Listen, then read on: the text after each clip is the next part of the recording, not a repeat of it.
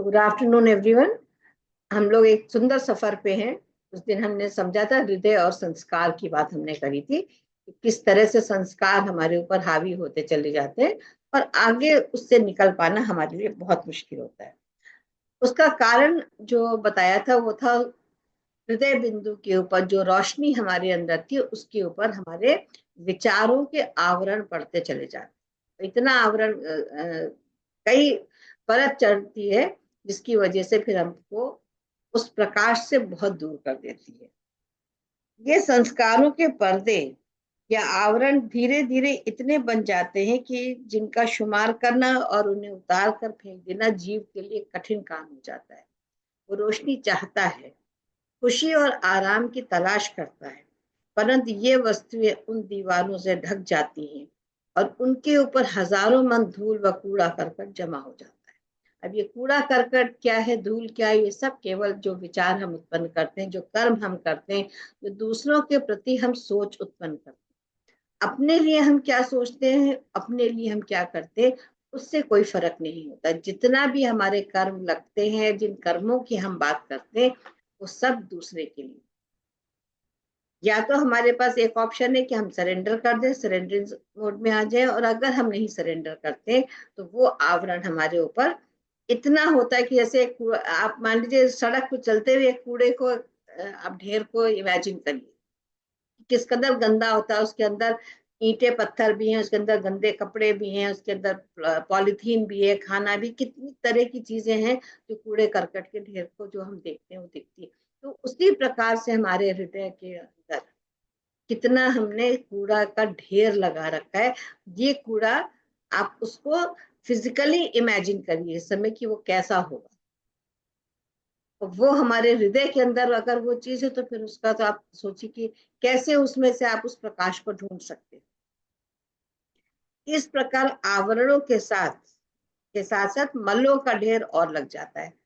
मल उन्होंने शब्द इस्तेमाल किया। मल का अर्थ क्या है? केवल मल का अर्थ मल से नहीं है, कितनी गंदगी हमारे अंदर भरी हुई है, जो हमारे अंदर की गंदगी है वो भी उसमें जाकर के समा जाती है। और इन मल और आवरण के प्रभाव से आत्मा मलिन व अंधकार में दिखने लगती। जब इतना आवरण हो गया, इतनी गंदगी पड़ गई, तो नेचुरली जो हमारी आत्मा है वो कैसी होने लगती है? अंधकार में दिखने लगती। इसके अंदर कोई प्रकाश नहीं है। आत्मा तो हमेशा से ही स्वच्छ है, उसके ऊपर तो कुछ है नहीं, लेकिन हम जो उस प्रकाश की जो एक बिंदु जो हमें मिलता है, उस प्रकाश को हम धीरे धीरे खत्म कर देते हैं। इसका प्रकाश धुंधला पड़ जाता है और प्रकाश न होने से वस्तु का ज्ञान नहीं, और ज्ञान लोप हो जाने से जीव भ्रम में पड़ मायावी वासनाओं में बंध जाता है और आवागमन के कष्ट झेलता है।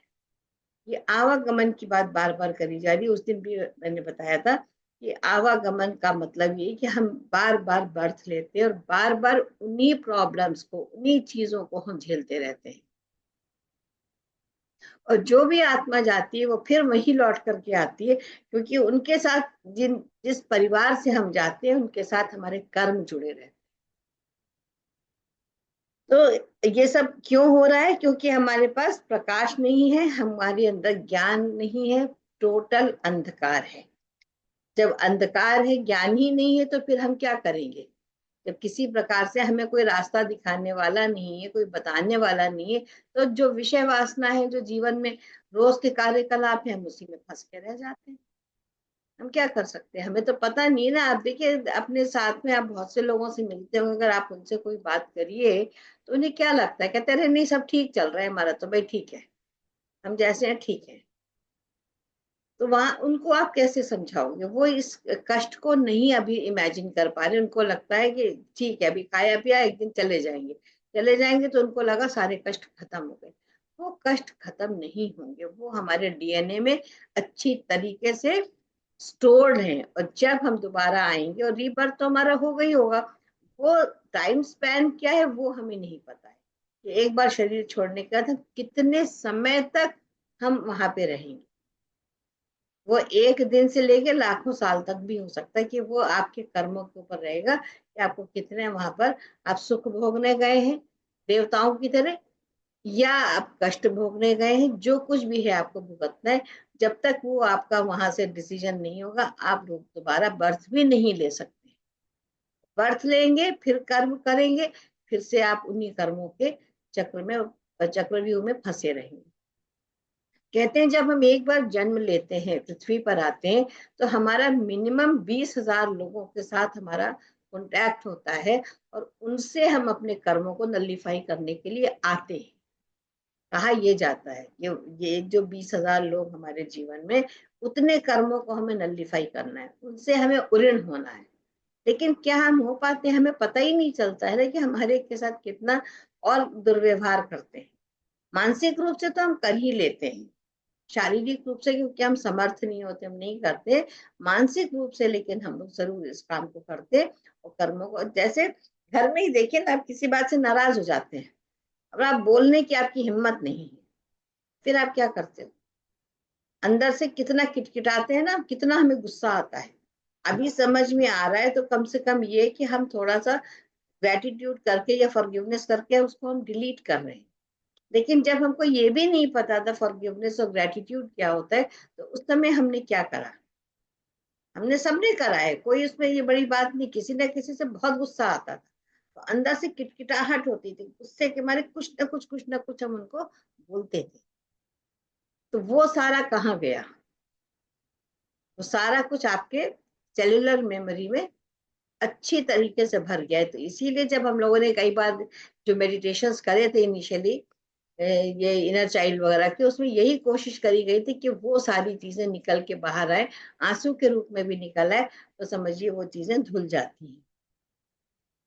वो मोक्ष या छुटकारे को चाहता है, पर अंधकार व ज्ञानता उसे वहीं घुमाते रहते। चाहते तो हम सभी लोग हैं कि मोक्ष मिल जाए, लेकिन कैसे मिलेगा ये हमको मार्ग नहीं पता है। सतपथ ना तो उसे दिखाई देता है, और ना ही उस पर चलने का वो उद्योग करता है, और इसी के कारण उसका पतन हो जाता है। पहले तो सतमार्ग उसे पता ही नहीं होता कि सत का मार्ग है क्या। फिर अगर उसे बताया भी जाए तो उसके ऊपर परिश्रम करना पड़ता है ना। तो परिश्रम करने के लिए हम कहाँ तैयार हैं? हम तो अपना कंफर्ट जोन भी नहीं छोड़ना चाहते हैं, हम आना ही नहीं चाहते, हम सुनना ही नहीं चाहते, हम कोई अच्छी बातों को ग्रहण नहीं करना चाहते। उसका क्या वजह है? क्योंकि हम माया में फंसे हुए हैं, और हमको रास्ता दिखाया भी है तो हमें लगता है अरे भाई छोड़ो, क्या रखा है इन सब चीजों में, बेकार की बातें। हम जो कर रहे हैं, हम बहुत ज्ञानी, हमको सब पता है। ये जो अहंकार हमारे मन में है, ये हमको कभी भी आगे नहीं बढ़ने देगा, ये हमें पतन की ओर ही ले जाएगा। और बार बार हम आवागमन का जो हमारा चक्र है, यानी बर्थ रीबर्थ रीबर्थ रीबर्थ, और हम उसी के कष्टों को झेलते रहे। वो बात अलग हो गई कि आज हम जहाँ पे बैठे हैं, इसका मतलब कि अब पिछले कितने जन्मों में हम कितने सारे कार्यों को करके हैं, जो आज आप अपने घर देखते हैं सॉरी, मेड्स आती हैं आपके सोसाइटी में, लोग काम करने वाले हैं, आपके वेंडर्स हैं, शॉपकीपर्स हैं, उनको देखिए उनका जीवन क्या है। तो ऐसा नहीं कि हम उस जीवन को नहीं बिता चुके हैं, हम भी वो सारे कामों को कर चुके हैं। अब उनमें से हमें थोड़ा थोड़ा ज्ञान आता गया, हम इसलिए आज हम एक अच्छी जगह हमने जन्म लिया है। हमारे जो माता पिता हमको अच्छे मिले, हमें परिवार अच्छा मिला, हस्बैंड अच्छे मिले, ससुराल अच्छे मिली, फ्रेंड्स अच्छे मिले, बच्चे अच्छे मिले, ये सारी चीजें क्या है? ये कहाँ से हमारे पास आई? क्योंकि हमने उन कष्टों को समझ के उनसे हम बाहर निकल आए। तो अगर हमें हम उद्यम करें, हम कोशिश करें, तो हम आगे निकल सकते हैं, नहीं तो हमारा पतन निश्चित है, हम फिर वहीं से नीचे की ओर गिर जाएंगे। दर्पण में अपनी सूरत दिखाई दे रही थी, अपने मुखड़े की सुंदरता पर मोहित होकर हम मग्न हो रहे थे। रोम रोम में आनंद की तरंगे उठ रही थी, मन शांत होकर तमाशा देख रहा। जिस समय हम दर्पण देखते हैं, शीशा देखते हैं, तो हमें क्या लगता है कि हम अपनी खूबसूरती को ही तो देखने के लिए उसमें खड़े होते हैं ना, कि हम कैसे लग रहे हैं। नहीं तो शीशे की हमें क्या जरूरत है?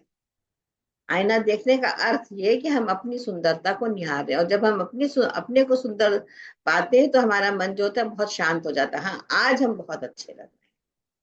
किसी वक्त अगर नहीं अच्छे लगते तो मन में फौरन आता है ना कि आज देखो, आज हमारे कोई प्रॉब्लम है, आज हम अच्छे नहीं लग रहे हैं, लेकिन जिस समय हम अच्छे लगते हैं तो हमारा मन बहुत ही प्रफुल्लित होता है और मन हमारा शांत हो जाता है। और ये सारा तमाशा कौन देख रहा है? कोई चिंता, कोई फिक्र नहीं उस समय दिल में न थी। और अचानक एक पर्दा आया और हमारे और आईने के बीच में लटक गया। जिस समय हम बहुत खुश हैं, उस समय अचानक से अगर उसके ऊपर एक पर्दा आ जाए तो क्या होगा? हमको बहुत तकलीफ होगी, ये क्या हो गया? तो ये पर्दा किस चीज का होता है कि अब क्या हुआ, जब पर्दा आ गया, सूरज छिप गई, दर्पण हमसे जुदा हो गया और हमारा आनंद जागा। हमारा आनंद कितना क्षणिक था कि जब तक हमको आईना दिख रहा था तब तक तो हम बहुत खुश थे, लेकिन जैसे ही उसके ऊपर पर्दा आया, कोई आवरण पड़ा और हमारी सूरत दिखनी बंद हो गई, तो हमारी जो खुशी थी, जो आनंद था हमारा, वो समाप्त हो गया। इस जुदाई से आईने की सफाई का कोई प्रबंध नहीं था। अब हमने ये नहीं सोचा कि अगर ये जुदाई हमारे और दर्पण के बीच में हुई है तो इसका कारण क्या है। दर्पण को अगर हम साफ कर लें तो हम फिर से उसके उसके साथ जुड़ सकते हैं, जुड़ जाएंगे या नहीं? बहुत ही सिंपल सी बात है। पर्दा पड़ गया है तो पर्दा हटा दीजिए, अगर कोई और आवरण आ गया तो उसको हटा दीजिए, आप फिर से उसको देख सकते हैं। हवा ने धूल उड़ाई और उसकी चमकती हुई तह पर डाल दी। धीरे धीरे वो मोटी होने लगी और इतनी जमा हो गई कि आईने को पता भी नहीं रहा कि वो कहाँ था और क्या उसका गुण था। अब ये देखिए, आईने की समस्या आई है। आईने के ऊपर धूल पड़ गई। अब धूल वो खुद तो साफ नहीं कर सकता है, उसको तो बाहर से कोई चाहिए ना जो आईने को साफ करे। एक धूल की परत पड़ी, आईना सोच रहा है कि मुझे इसमें कोई दिख क्यों नहीं रहा, आईना क्या है, मेरा ही तो दर्पण है। तो जब आईने पर धूल पड़ी, एक बार पड़ी, दो बार पड़ी, तीन बार पड़ी, धीरे धीरे क्या हुआ, उसकी तह इतनी मोटी हो गई, दर्पण उसे स्वयं साफ नहीं कर सकता है। तो साफ किसको करना पड़ेगा? साफ किसको करना पड़ेगा? साफ तो हमें करना पड़ेगा। तो दर्पण तो मजबूर है, वो तो साफ नहीं कर सकता है। इतनी मोटी हुई कि आईने को पता भी नहीं रहा कि वो कहाँ था और उसका क्या गुण था। आईना ये तक भी भूल गया कि मैं कौन हूँ, मेरा क्या गुण था। उसका क्या गुण था बताइए? कि वो प्रतिबिंब को दिखा रहा है, आपके आपकी असलियत को आपको दिखा रहा था वो दर्पण। लेकिन क्या हुआ, धूल पड़ने से उसका अपना गुण जाता रहा। वही धूली वो हम आवरण कहते हैं। ये जो धूल आईने के ऊपर पड़ती चली गई, जिसमें जो हमारी सूरत को दिखाता था, उसके ऊपर इतना आवरण पड़ गया कि वही जो है, उसी को संस्कारों का आवरण कहते हैं, जहाँ पे हम अपने आप को देख सकते हैं। कितनी गहरी बात है, आप ये देखिए कि हम दर्पण को क्या सोच रहे हैं कि दर्पण ही सब कुछ है। दर्पण ही है, ये दर्पण ही हमको अपना असली स्वरूप दिखाता है। पर जब उसके ऊपर आवरण की धूल पड़ गई, संस्कारों की धूल पड़ गई, तो क्या हम अपने आप को देख सकते हैं उसमें? हम और वो कितनी दूर हो, हमारा उसका डिस्टेंस कितना अधिक हो। क्योंकि आईना अपना ही गुण भूल गया कि मेरा क्या गुण था, कि मैं इसमें से किसी के भी प्रतिबिंब को देख सकता था। कोई भी अपने आप को मुझ में देख सकता था, लेकिन अभी क्या हुआ कि मैं तो दिख ही नहीं रहा हूँ, मैं तो हूं ही नहीं, क्योंकि संस्कारों का आवरण पड़ गया। हृदय भी एक दर्पण है जो अंदर ही अंदर प्रत्येक वस्तु का बिंब लिया करता है और उसी के द्वारा प्राणी को पदार्थ का ज्ञान कराता है। जो हृदय है हमारा है, वो एक दर्पण है। हृदय में क्या हुआ, एक एक चीज हम देखते हैं। जो कुछ भी हम देखते हैं, उसकी खुशी का, उसके दुख का, उसके हर चीज का अनुभव हम कहाँ करते हैं? अपने हृदय में करते हैं। और उसी के बिंब से हमें पदार्थों का ज्ञान होता है। जब हम जो चीजें बाहरी दुनिया में देखते हैं, उसका एक बिंब बनता है, उसका रिफ्लेक्शन जो है, वो बिंब उसका हृदय के दर्पण में पड़ता है। और जब हृदय के दर्पण पर पड़ता है, तभी हमको उस पदार्थ का ज्ञान होता है। यानी जो हमारा जो नर्वस सिस्टम काम, सारे सिस्टम्स हमारे काम कर रहे हैं। देख रही हैं आंखें, आंखों से ही तो हमने चीजों को देखा, उसका प्रतिबिंब कहाँ जाके बना? हृदय पे बना। वो बात अलग है कि जो हम फिजिकली देखते हैं तो हम कहते हैं कि साइंस में तो कहेंगे कि हाँ, मस्तिष्क में बना। रेटिना पे जाके बना नहीं उसका, लेकिन जो इफेक्ट हो रहा है वो कहाँ पे हो रहा है, वो हमारे हृदय पे हो रहा है। चैतन्य आत्मा का भी फोकस इसमें आता है, वहीं पर उसका साक्षात्कार उसको होता है। चैतन्य आत्मा का भी फोकस, उसका जो बिंब है इसी में आता है, और यहीं पर उसको साक्षात्कार होता है। यही एक जगह है कि चैतन्य आत्मा को जब ईश्वर का दर्शन होगा, उसका बिंब कहाँ बनेगा, हृदय के दर्पण पे बनेगा। जो ईश्वर का बिंब बनेगा वो कहाँ बनेगा, क्योंकि उसको भी ज्ञान होगा, देखेगा ना, उसका बिंब बनेगा हृदय के दर्पण पर, और यही साक्षात्कार होता है। परंतु इस आत्मा के लिए दर्पण स्वच्छ और निर्मल होना चाहिए। अगर दर्पण के ऊपर आपके संस्कारों की धूल पड़ी हुई, तो आपको वो प्रभु के दर्शन कैसे होंगे? क्योंकि वो तो इतना, उसको निर्मल और स्वच्छ होना चाहिए कि जैसे ही सामने आए आपको उसके दर्शन हो जाए। लेकिन वहां पर क्या हमें क्यों नहीं दिखता है? क्योंकि इतना हमने अपने आप को दुनियादारी में उसमें संस्कारों में जकड़ा हुआ है कि दर्पण, हमारा हृदय रूपी दर्पण जो है वो पूरी तरह से संस्कारों से ढका हुआ है। जहां एक हल्का सा आवरण है, जहां थोड़ा सा मैल है, वहां इसका रूप नजर आना नामुमकिन है, क्योंकि आत्मा पदार्थ सूक्ष्म से भी अति सूक्ष्म है। अगर कह रहे कि हल्का सा भी उसके ऊपर धूल पड़ गई है हृदय के दर्पण पर, तो हम उसका साक्षात्कार नहीं कर सकते हैं। क्यों नहीं कर सकते हैं? क्योंकि आत्मा पदार्थ सूक्ष्म से भी अति सूक्ष्म है, बहुत ही बारीक, बहुत ही छोटा सा कण के तरह से है। मैंने शीशे में सूक्ष्म व चमकदार वस्तु कैसे देखी जा सकती है? और यही कारण अज्ञान व भ्रम का बन जाता है। यही कारण अज्ञान है, यही हमको नहीं समझ में आता है कि हम उसको कैसे देखें। तो उपनिषद का एक उन्होंने इसमें उदाहरण दिया है, संस्कृत में मैं नहीं पढ़ रही हूँ, उसका हिंदी में इस तरीके से कि इंद्रियों से मन सूक्ष्म है। जो हमारी ज्ञानेंद्रिया कर्मेंद्रिया है, इससे हमारा मन, देखिए मन किसके द्वारा चालित होता है? कर्मेंद्रियों और ज्ञानेंद्रियों के द्वारा। तो उससे, इनसे मन क्या हुआ, इन इंद्रियों से ज्यादा सूक्ष्म हो गया। मन से बुद्धि सूक्ष्म है। चलाता कौन है, सारथी कौन है? बुद्धि। रथ की सारथी कौन है? बुद्धि है। तो बुद्धि उससे भी ज्यादा सूक्ष्म हो गई, और बुद्धि से भी प्रथम महत्व तत्व सूक्ष्म है, और महत से भी अव्याकृत प्रकृति सूक्ष्म है। तो कहते हैं उससे भी ज्यादा सूक्ष्म क्या हो गया? महत्व तत्व, जिसको कि हम कौन सा शरीर कहेंगे? कारण शरीर कहेंगे। और महत से भी अव्याकृत प्रकृति सूक्ष्म है, उससे भी ज्यादा जो है वो सूक्ष्म है प्रकृति। इस अव्यक्त से परे पुरुष आत्मा है। ये जो कुछ भी व्यक्त है, जो सारी चीजें ये हमको दिख रही हैं, तो अब इससे अव्यक्त क्या है? जो चीज हम, जिसके बारे में हमें कोई ज्ञान नहीं है, इस अव्यक्त से परे पुरुष आत्मा है। तो इनसे भी बारीक जो तत्व आ गया वो कौन सा आ गया? आत्मा का आ गया।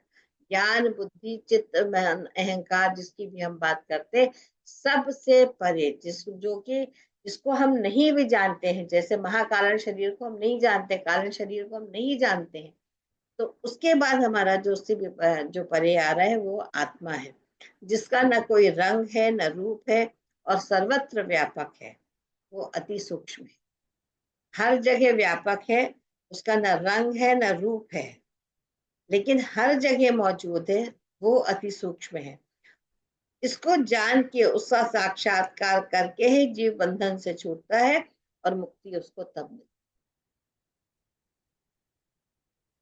सबसे, इसका इन्होंने क्या अर्थ बता दिया कि जो सबसे सूक्ष्म है, जिसका ना कोई रंग है ना रूप है ना आकार है, लेकिन सब में, पूरी सृष्टि में जो व्याप्त है, वो आत्मा है।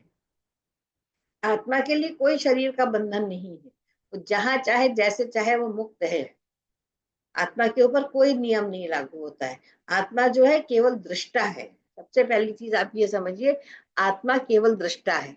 वो कभी भी शरीर के द्वारा जो भी कर्म होता है वो आत्मा को नहीं लगता, वो सब शरीर के भोग होते हैं। वो जीवात्मा और जो हमारी कॉन्शियसनेस होती है उसको होता है। आत्मा हमेशा से, बिल्कुल जो कहते हैं ना, कृष्ण ने कहा था ना, आत्मा क्या है, ना जिसे अग्नि जला सकती है ना उसे जल डुबा सकता है।